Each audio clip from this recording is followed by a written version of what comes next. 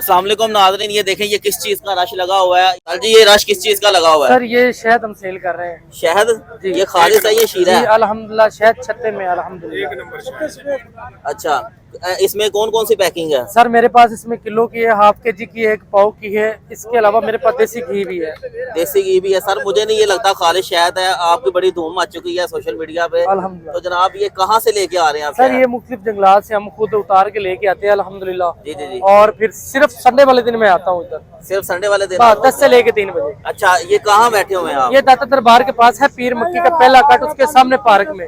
ठीक है, तो आपके पास कुछ छत्ते भी होते हैं? ये सब सारे बाल्टियाँ आज कितना शहद लेके आए थे आप? माशाल्लाह मैं 3 मन लेके आया था शहद छत्ते वाला। 3 मन शहद आप लेके आए थे, और अभी कितना रह गया? अभी बस यही रह गया। अच्छा जी, इनका एड्रेस आपको मैं बता देता हूँ। ये भाटी का ओरिजिनल लाइन वाला स्टेशन है, और दाता साहब दरबार है वो सामने government girls higher secondary school है, और इसके सामने ये ग्राउंड में माशाल्लाह से हाफ साहब बैठे हुए हैं, जहाँ